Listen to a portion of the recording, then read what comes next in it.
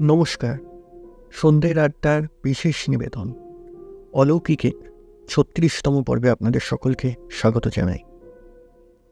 আজকে আমরা পাঠ করব লেখক গজেন্দ্র কুমার মিত্রের লেখা কি তব প্রার্থনা। তাহলে শুরু হতে চলেছে আজকের গল্প।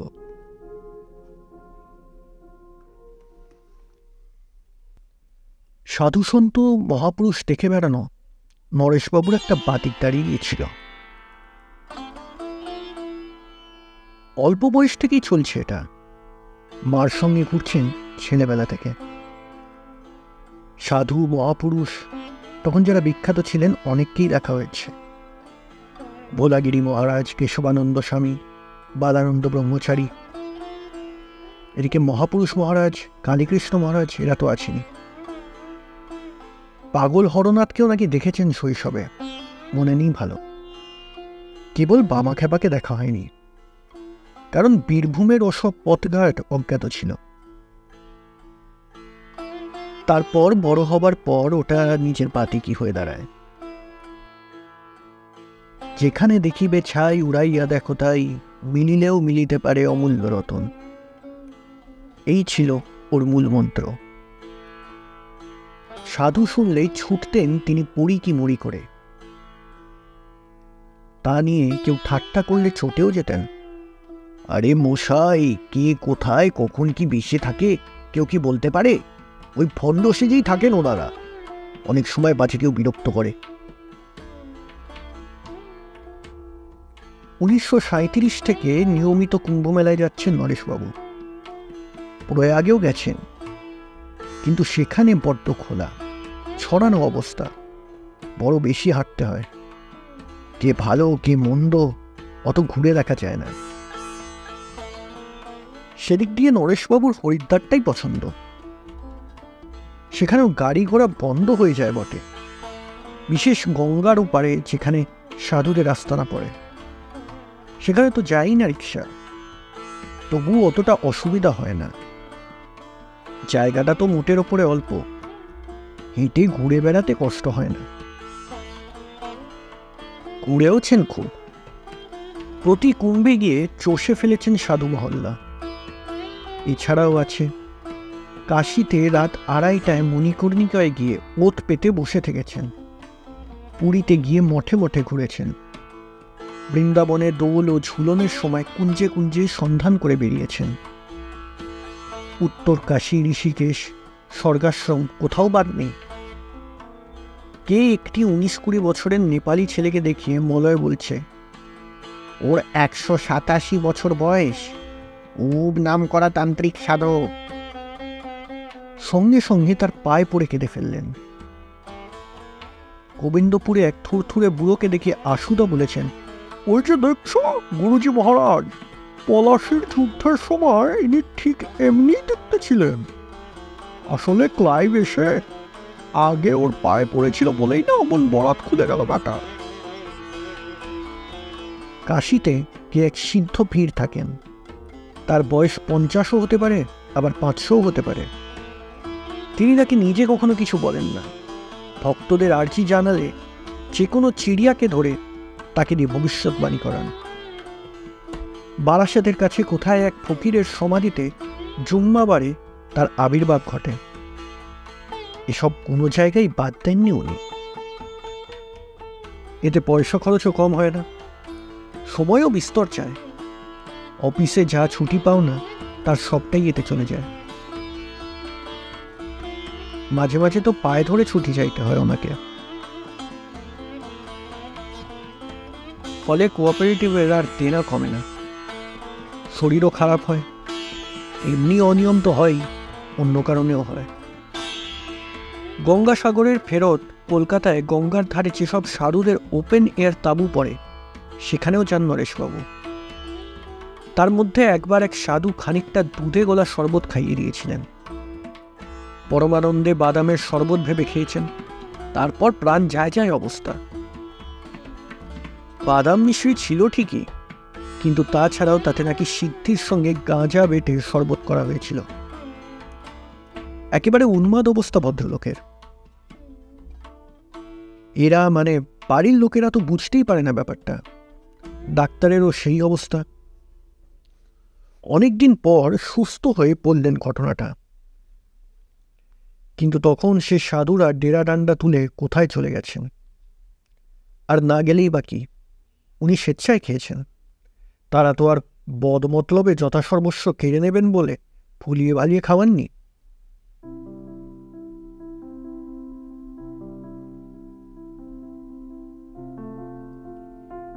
এই অবস্থাতে দীর্ঘ 60 বছর কাটিয়ে দিলেন নরেশবাবু। অফিস থেকে রিটায়ার করলেন। নানা কারণে দেনাপত্তর কেটে প্রভিডেন্ট ফান্ডের টাকাটাও বেশি পেলেন না। আর কামাই বেশি, হাফ পে, উইদাউট পেতে ছুটি নেওয়া, যে সেই বিবেচনায় পেনশনও অনেক কমে গেল। সরকারি অফিস নয়, ওদের অফিসে পেনশনটা কর্ম ইতিহাসের ওপর অনেকটা নির্ভর করে। এবার তোই বাধ্য হয়ে সাধু খোঁজা কমাতেই হলো। প্রধান কারণ টাকার অভাব। বেশি বয়সে বিয়ে, একটি ছেলে সবে চাকরিতে ঢুকেছে একটা অফিসে, তাও বাবার অবস্থা দেখে সংসারের হাঁড়ি ছড়া অচল হয়ে দেখে যা সামনে পেয়েছে তাই নিতে হয়েছে। ভালো চাকরির জন্য আর অপেক্ষাও করতে পারেনি। বিয়ে পরীক্ষার ফল বেরোবারও আগে অফিসে বসে গেছে সে। তাও ছেলের এক মামা এই অফিসে ছিলেন বলেই। না হলে নরেশবাবুর ভালো অফিস, তার ওপর নরেশবাবুর যা রেকর্ড, ছেলের জন্য সুপারিশ করে কোনো ফলই হয়নি। এছাড়া এক মেয়ে বিয়ে পড়ছে, আর একটি ছেলে স্কুলে। এদের দায়িত্ব তো বড় ছেলেকেই বহন করতে হবে, ওর দ্বারা তো আর হবে না। এই সব কারণেই আজকাল খুব মনমরা থাকেন নরেশবাবু। স্ত্রী আগে খুব কথা শোনাতেন, এমন লোককে বিয়ে করা উচিত হয়নি, সন্ন্যাসী হওয়া উচিত ছিল। এত যখন ওইদিকে নেশা, সন্ন্যাসী হলেই তো পারত, ইত্যাদি বলে। এখন নরেশবাবুর মুখের দিকে চেয়ে ওর চুপচাপ ঘরে বসে থাকা দেখে তারও মন কেমন করে। কিছুই বলেন না আর। বড় ছেলেও বারণ করেছে, একে দেখছ মরমে মরে আছে লোকটা, তার উপরে কথা শুনিও না, শেষে কোন দিকে চলে যাবে তখন কেঁদে কেটে মরবে। মদ নয়, গাঁজা নয়, জুয়া কি রেস নয়, একটা সৎ নেশা, তাই মেটাতে পারে না। মিছিমিছি মরার উপর আর খানার ঘা দিও না। বন্ধু বান্ধবরাও সান্ত্বনা দেয়। বলাইদা বলেন, আচ্ছা, তোর সত্যি একটা ভালো সাধুর দেখা পেলি? সেই রকম সাধু বাবা যে দিনকে রাত করতে পারে। কি চাইবি তার কাছে? মোক্ষ না আর কিছু? নরেশবাবু বলে ওঠেন, মোক্ষ ফক্ষ আমার আর দরকার নেই। মোক্ষ পেয়ে কি করব? আর যদি সত্যি অত বড় সাধুর দেখা পাই, দেখা পাওয়া মাত্রই তো সব পাপ ঘুচে গেল, অবধারিত মুক্তি। আগে অনেক প্ল্যান ছিল জানো, সাধনার মধ্যে ঢুকবো, নির্বিকল্প সমাধি চাইব, ব্রহ্মদর্শন করাতে বলব। সেসব গেছে। এখন একটু টাকা হলেই হয়। টাকার টানাটানিতে বড্ড কষ্ট পাচ্ছি গো বলাইদা। সত্যি বলছি, এমন টাইট কর্নারে জীবনে কখনো পড়িনি। ধর টাকা পেলি, তারপর? তারপর তারপর দেদার ঘুরে বেড়াবো। দিন কতক ভোগ করে নেবো জীবনটাকে। দূর পাগল, ৬২ বছর বয়স হলো, নিজেই তো বলছিস, কি আর ভোগ করে বেড়াতে? তখন দেখবি আর একা যেতে সাহস হবে না। আগে যা কষ্ট করেছিস, এখন যেখানে সেখানে পড়ে থাকা, কি ভিড় ঠেলে গাড়িতে ওঠা, ট্যাঙ্গস ট্যাঙ্গস করে হেঁটে ঘুরে বেড়ানো, বিনা বিছানায় মাঠে পড়ে রাত কাটানো, এসব আর তো হবে না রে। ওইগুলোই হলো জীবনের আসল ভোগ। শক্তি স্বাস্থ্য ভোগ করা, ওই সম্পদ ওড়ানো। এখন কি আর ভোগ করবি? এয়ার কন্ডিশন ঘর তো সহ্য হয় না, বাতের ব্যথা বাড়ে তোর। ফ্রিজের জল খেতে পারিস না, তোর আবার কোলায় ব্যথা। সিনেমা দেখতে পারিস না, চোখে লাগে। কি করবি তবে? এসবের উত্তরে দিতে পারেন না নরেশবাবু, চুপ করে থাকেন। ওই অবস্থাই চলছে। আরও বছরখানেক পরে নরেশবাবুর এইভাবে হাত পা গুটিয়ে পঙ্গু হয়ে বসে থাকা যখন অসহ্য হয়ে উঠেছে, ছেলের বন্ধু গোপনে একদিন বহুদিনের রুদ্ধ ঘরে বাতাস এনে দিল। ছেলেটির নিজস্ব ঘর না হলেও বড় ছেলে আর তার গৃহিণী ওর ঘাড়েই যে তাদের ছোট বোনকে চাপানোর তালে আছে, নরেশবাবু তো ভালো মতোই জানেন। তার উৎসাহও নেই, অনিচ্ছাও নেই। তিনি যখন অক্ষম, 1 পয়সা খরচ করতে পারবেন না, সংসারের এই অবস্থা, তার 150 টাকা পেনশনে তো তারই খরচ চলে না। ছেলে চাকরির ওপর টিউশনি করে সংসার চালাচ্ছে। তখন আর তিনি মত অমন চালাতে গিয়ে কী বা করবেন? যা পারে ওরা করুক। যা তো ঠিক, ব্রাহ্মণ ছেলে, বৈদিক বামুন, এই যা। বিয়ে পাশ করে বড় মারোয়ারিদের বাড়িতে ঢুকেছে। তখনই তাদের প্রিয় হয়ে উঠেছে। ব্যবসা বাণিজ্যের নানা ঘোটঘাট শেখা হয়ে গেছে। আশা করা যায় শিগগিরই নিজে একটা কিছুতে ঢুকে পড়বে, চাকরি বজায় দিয়েই। কোপেন এসে বলল, জ্যাঠাবাবু, আপনার তো শুনছি খুব সাধু দর্শনের শখ। যাবেন এক জায়গায়? শুনেছি বড় সাধু, যা বলেন তাই ফলে যায়। তারপর ওর মুখে হর্ষ বিষাদের খেলা লক্ষ্য করে অতিরিক্ত উৎসাহে চোখ দুটি জ্বলে উঠবার পরেই সেই চোখে সুগম্ভীর দুঃখের ছায়া নামতে দেখে আসল কথাটা আগেই বলে নিল। না না, আপনার 1 পয়সাও খরচ হবে না। আমাদের বাবুরা যাচ্ছেন, পেল্লায় পেল্লায় 2খানা গাড়ি যাচ্ছে। আমার জ্যাঠাবাবু খুব ইন্টারেস্টেড। তার জীবনে বহু সাধু দেখেছেন বলায় তারাই খুব আগ্রহ দেখাচ্ছেন। বলছেন এমন লোককে সঙ্গে নেওয়া তো পুণ্য আছে। তাছাড়া উনি বিস্তর দেখেছেন, আসল সাধু কি নকল সাধু উনি অনেকটা ধরতেও পারবেন। তা সে কোথায় সে সাধু? কোথায় যেতে হবে আমাদের? উৎসাহে সোজা হয়ে বসেন নরেশবাবু। উড়িষ্যায় কি বিরজা দেবীর মন্দির আছে না, সেইখানেই নাকি তিনি এসেছেন। এখনও বেশি লোক জানে না। হঠাৎ এসেছেন, এদের এক আত্মীয় দেখে গেছেন। মন্দিরের বাইরে বসে থাকেন এক জায়গায়। খুব বৃষ্টি হচ্ছে, কিন্তু তিনি যে জায়গাটায় বসে আছেন তার 4 হাত রেডিয়াস নিয়ে সেখানটা ভিড়ছে না। এতেই খুব চাঞ্চল্য দেখা দিয়েছে। জানাজানি হলে ভিড় হতে শুরু হবে, সাধুও হয়তো পালাবে। বাবুরা কাল ভোরেই রওনা হতে চান। যাবেন আপনি? যাবেন মানে? গিয়ে তো উনি বসে আছেন। বললেন, সে যদি তুমি বলো তো বাবা, আমি আজ রাত থেকে গিয়ে ওদের ওখানে থাকতে পারি। না না না, ছি ছি, তা যাবেন কেন? ওরা গাড়ি এনে এখান থেকে তুলে নিয়ে যাবে। এই টামাটোলের বাজার এ পাড়ায় আসবেন আবার? তাছাড়া যদি ভুলে যান, যদি গাড়িতে না ধরে? উৎকণ্ঠিত মুখে নরেশবাবু বল। খুব আসবেন, কথা আছে। আমি ভোরে এসে তুলে দেব। আমি বরং ওদের সঙ্গে এখানে চলে আসব। আপনি কিচ্ছু ভাববেন না, সাধু দর্শন আপনার হবেই। হলেও কোপেনের কল্যাণে।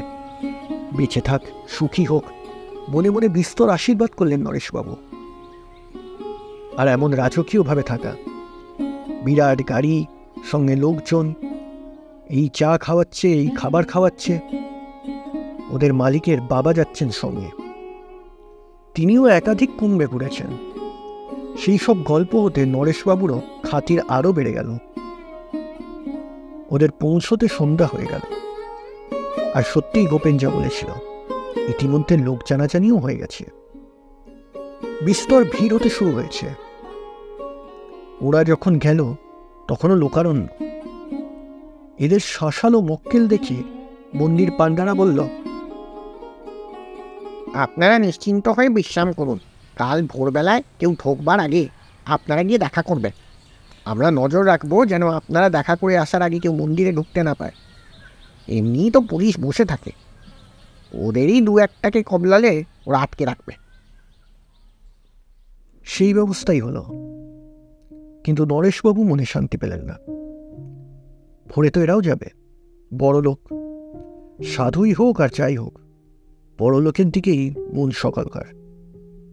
সেখানে কি আর 150 টাকা পেনশন পাওয়া বুড়ো কেরানি পাত্তা পাবে? অনেক ভাবলেন, অনেক ছটফট করলেন। শেষে রাত 2টো নাগাদ ঘরের দরজা খুলে বেরিয়ে এলেন নিঃশব্দে। যে বাড়ি ওদের জন্য ঠিক হয়েছিল একেবারে মন্দিরের সামনেই সেটা। দরজা খুলতেই নজর পড়ল মন্দিরের বাইরে সেই খোলা জায়গাতে বিকেলে যেখানে দেখেছেন সাধু তেমনি স্থির হয়ে বসে আছেন এবং জেগে আছেন। বড় সাধু যে, এটাই তো তার প্রমাণ। সেই বিকেল থেকে দেখছেন ওই একভাবে বসে আছেন, হয়তো তার আগে থেকেই আছেন। পান্ডারা বলল খেতেও ওঠেন না, কেউ কিছু খেতে দেখেওনি কখনো। কেবল একবার রাত 3টের সময় উঠে স্নান সেরে আসেন। একটু ইতস্তত করলেন নরেশবাবু, তারপর দ্রুত সামনের রাস্তা পেরিয়ে কেউ দেখার কি বাধা দেবার আগেই পায়ে গিয়ে পড়লেন সাধু এবং বহুক্ষণ চেপে থাকা আবেগ, সংশয়, আশা আকাঙ্ক্ষায় কেঁদেই ফেললেন। বাবা, বাবা, আমার বড় কষ্ট বাবা, আমার বড় কষ্ট বাবা, আমাকে রক্ষা করুন বাবা। সাধুটি গেরুয়াধারী নন, সাদা কাপড়ই বহির্বাসের মতো করে পড়া, লম্বা লম্বা চুল, বড় বড় গোপদাড়ি, কাঁচা পাকা মিশনো। বয়স বোঝা শক্ত, মনে হলো বাঙালি শরীর, কারণ বাংলা কথা বেশ বলতে পারেন।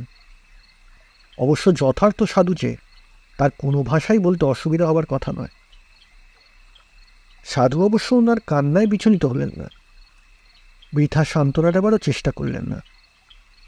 খুব ধীর শান্তভাবে বললেন, তুমি কি চাও বাবা, অর্থ না পরমার্থ? আগে আগে অর্থ, পরমার্থের ব্যাপারে অনেক দেখলুম। এই পরমার্থের সন্ধান করতে গিয়ে ইহকালের দিকে একেবারেই নজর দিতে পারিনি। জীবনটাকে যে ভোগই করা হলো না। যে কটা দিন বাঁচি একটু ভোগ করতে চাই বাবা। হাসলেন সাধু বাবা, বললেন, বাবা, ভোগ টাকায় হয় না। ভোগ যে করবে তার সে শক্তি থাকা চাই। বুড়ো বয়সে 50 রকম রোগে ধরেছে, কি ভোগ করবে বাবা? প্রধান ভোগ পুরুষের হলো খাওয়া পড়া, উত্তম স্ত্রীলোক। সব কটার জন্যই যে অল্প বয়স চাই। বরং টাকা না থাকলেও চলে। তবে আমি তোমাকে দুটোই অফার দিচ্ছি। টাকা চাও তো 1 লাখ টাকা পাবে। কোথা থেকে পাবে সে তোমাকে ভাবতে হবে না। আর না হলে 30 বছর কমিয়ে দিতে পারি। মানে সেই রকম স্বাস্থ্য, যৌবন সব পাবে। কোনটা চাও ভেবে দেখে কাল ঠিক এমনই সময় আমাকে বলো। তারপর কি করতে হবে আমি বলে দেব। এখন যাও। এই বলে তিনি উঠে পড়লেন। বোধহয় স্নান করতেই যাবেন এবার। মানসিক একটা স্তম্ভিত অবস্থায় বাসায় নিজের শয্যায় ফিরে এলেন নরেশবাবু। ইংরেজিতে যাকে বলে ডেজড অবস্থায়। কিছুই যেন মাথায় ঢুকছে না। কি করবেন? হাসবেন না কাঁদবেন নাকি ডিগবাজি খাবেন? কিছুই বুঝতে পারছেন না। যা শুনে এলেন এই মাত্র, সেটা কি সত্যি? পারবেন ওই সাধু দিতে যা চাইবেন নরেশবাবু? না তামাশা করলেন, বোকা বানালেন? ওর অবস্থা দেখে আপাতত এড়াবার জন্য একটা ব্লাফ দিলেন। তবে সাধু সত্যিই উঁচু দরের, তাতে সন্দেহ নেই। ভণ্ডদের মতো আড়ম্বর নেই, শান্ত সমাহিত ভাব। ধীরে কথা বলেন, কিছুতেই উত্তেজিত হন না, খান না কিছু। পান্ডারাই তো বললেন। প্রসাদ দিতে এলেও নাকি কণা মাত্র তোলে মুখে দেন। অন্য সময় যে লুকিয়ে খাবে তারও তো জো নেই। এই খোলা জায়গায় অসংখ্য লোক চারিদিকে। ঠায় যে বসে আছে কদিন একভাবে, এই তো আশ্চর্য ব্যাপার। চোখ শক্তি না হলে সম্ভব তো হয় না। আর ওকে বোকা বানিয়ে যে কিছু আদায় করে নেবে তাও নয়। ওর অবস্থা তো দেখছি। ভণ্ড সাধু হলে ধূর্ত হবে, তারা এক নজরেই ভক্তদের অবস্থা বুঝে নেয়। না, সাধু ঠিকই, ওরা পারেনও সব, ইচ্ছা করলেই পারেন, দিনকে রাত করতে পারেন। টাকাটা তো কিছুই নয়, কোনো একজন ভক্তকে হুকুম করলেই সে দিয়ে দেবে, কিংবা লটারির প্রাইজ পাইয়ে দেবেন। 30 বছর কমিয়ে দেওয়া ওদের পক্ষে দুঃসাধ্য হবে না। কত কি গাছগাছরা আছে ওদের কাছে, কত ওষুধপত্র জানেন। যৌবন ফিরিয়ে দেওয়া আর এমন কি কঠিন কাজ? এখন কথা হচ্ছে, নরেশবাবু কি চাইবেন? টাকা, 1 লাখ টাকা। কিন্তু ওই যা সেই বলাইদা বলেছিলেন, এই বয়সে টাকা নিয়ে কি করবেন? ভালো বাড়ি একখানা করতে পারেন, ওই পর্যন্ত। একটু ভালো খাওয়া দাওয়ার ব্যবস্থা, সে ছেলে মেয়েদের সুবিধা হতে পারে, তাদের বয়স কম। বুড়ো বুড়ির তো হজমই হয় না কিছু, রাত্রে একখানা রুটি খান, কোনোদিন লোভে 1.5 খানা খেলেই পেট গরম হয়ে যায়। চিংড়ি মাছ ভালোবাসেন, সেও একেবারে সহ্য হয় না। মিষ্টি খাওয়া বারণ, বাতের জন্য লুচি পরোটা খাওয়ার উপায় নেই। আর কি ভোগ, জামা কাপড় পোশাক, এই বয়সে টেরিলিনের কাটা পোশাক পরবেন? তাতেই বা কি, কোথায় পড়ে যাবেন? বেরোনোই তো বন্ধ। গিন্নিকে দেবেন, তারও বয়স হয়েছে, রঙিন শাড়ি পরা ছেড়ে দিয়েছেন। বেনারসি কি উপভোগ করবেন তিনি? শাড়ি কিনে দিলেও পরা হবে না কোনোদিন। সত্যি কি বা ভোগ করবেন? স্ত্রীর অম্বলের ব্যারাম বা ইদানিং প্রেশারও হয়েছে, ওরও বাত আছে, তার ওপর সর্দির ধাতু হয়ে গেছে, কথায় কথায় ঠান্ডা লেগে যায়, গলা ভাঙা কাশি লেগেই আছে।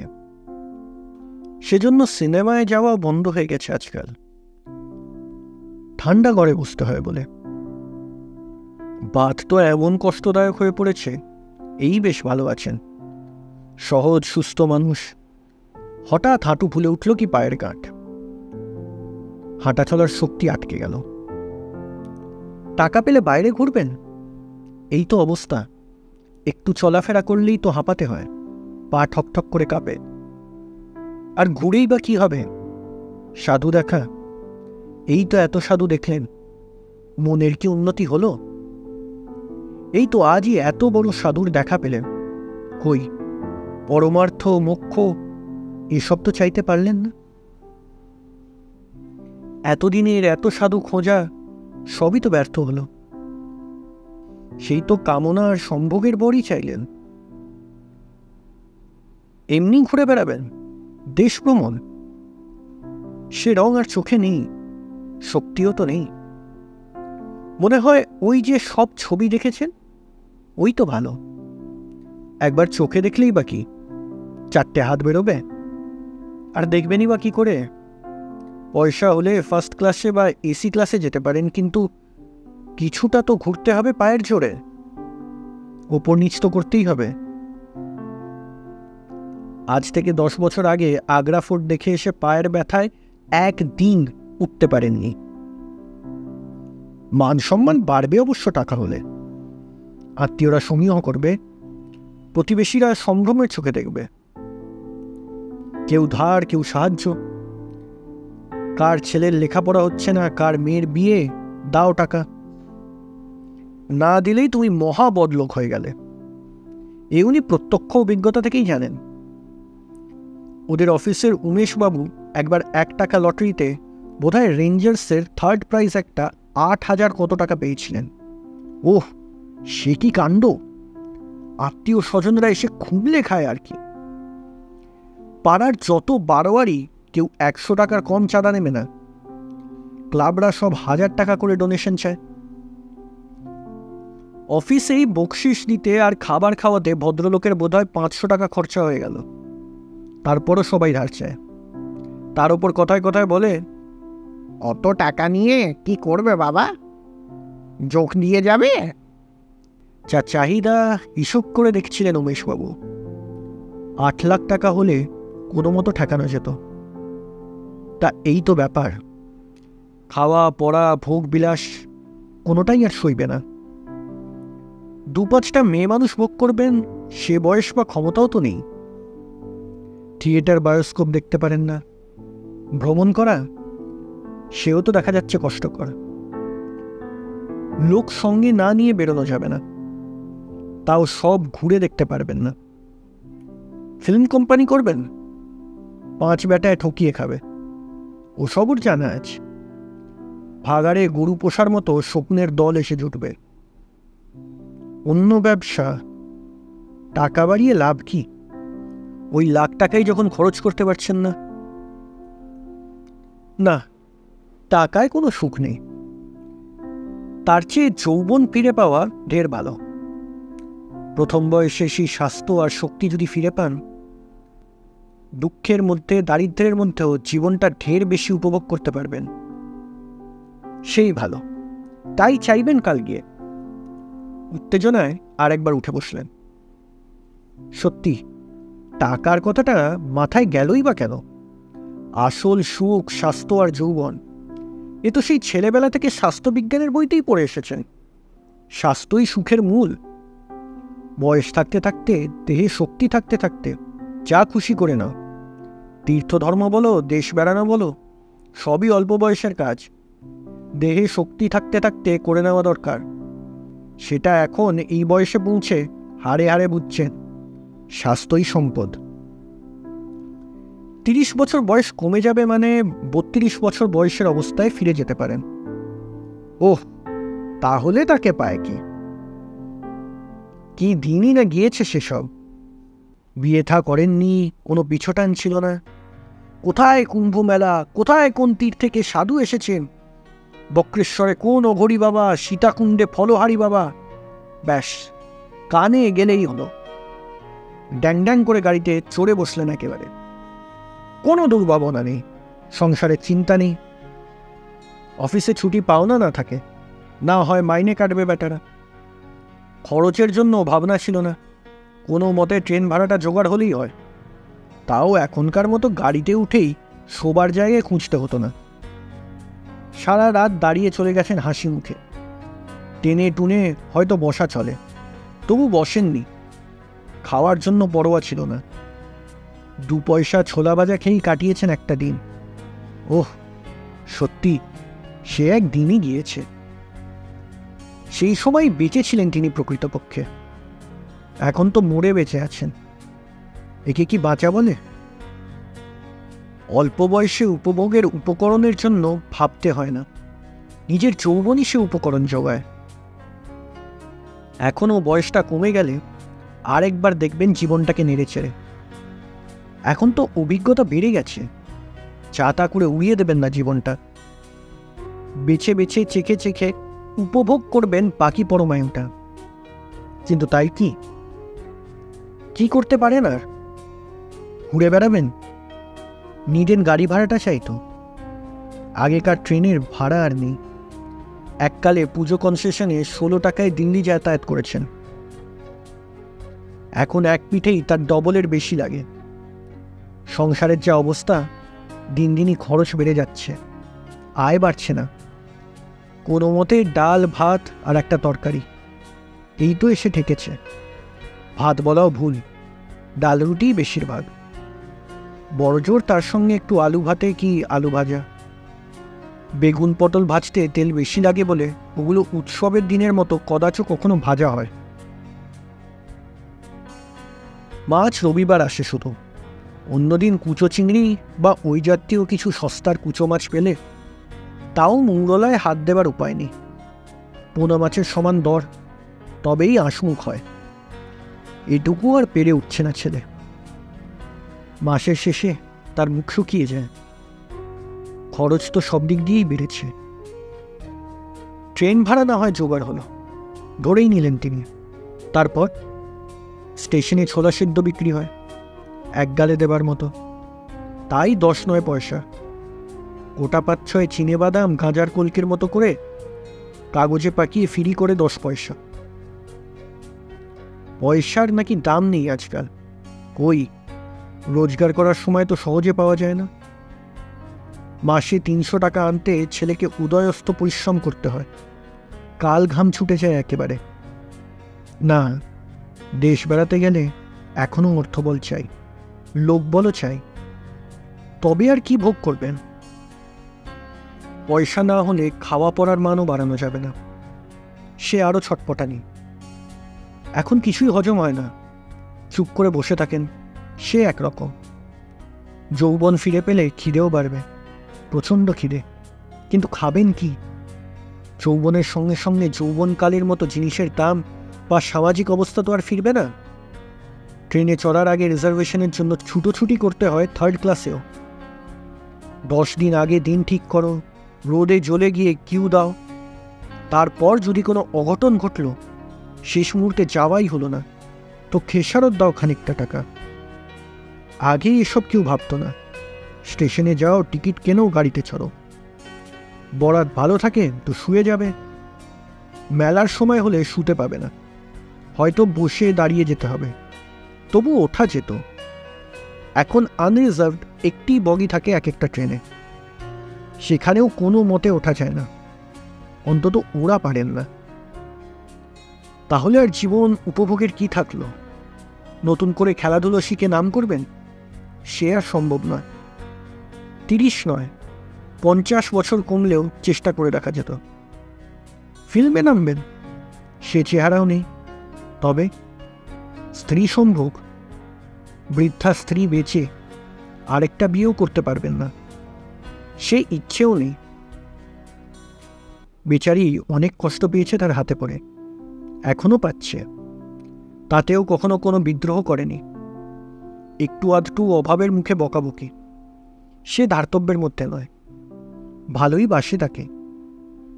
ওরই মধ্যে যতটা সম্ভব স্বাচ্ছন্দ্য দেওয়ার চেষ্টা করে। সংসারটা এখনো মাথায় করে রেখেছে। না না, বিয়ে যদি করতেই হয় এই রকম স্ত্রী কাম্য। ভগবান অনেক বঞ্চিত করেছেন জীবনে, স্ত্রী সম্বন্ধে করেননি অন্তত। কোনো অভিযোগ নেই তার এ সম্বন্ধে।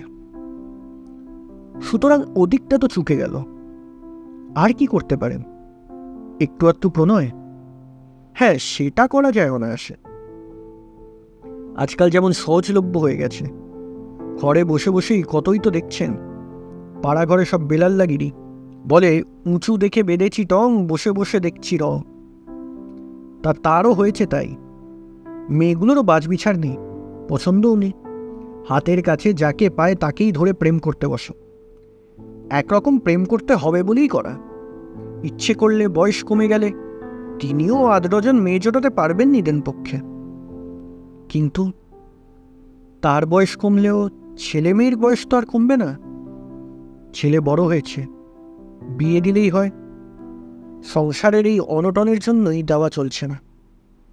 মেয়ে বিয়ে পাশ করে কিছু একটা রোজগার করলে একটু সচ্ছল হতে পারে, তাও গোপনে ছোকরা যা লেগেছে কোনোদিন ছোঁ মেরে নিয়ে চলে যাবে।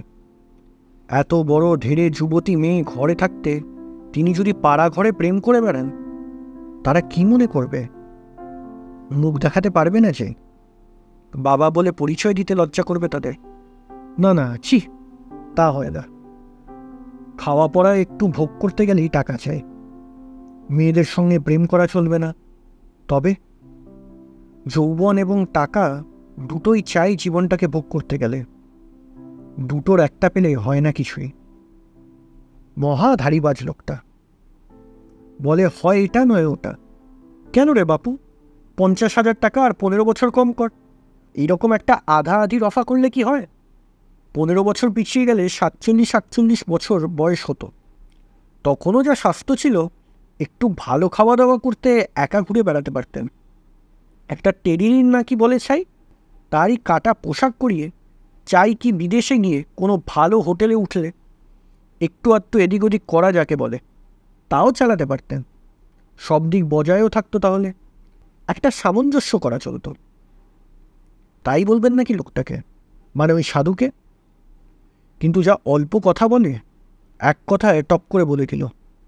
ও যে কথার নড়চড় করবে মনে হয় না। হয়তো অনেক ভেবেচিন্তেই বলেছে।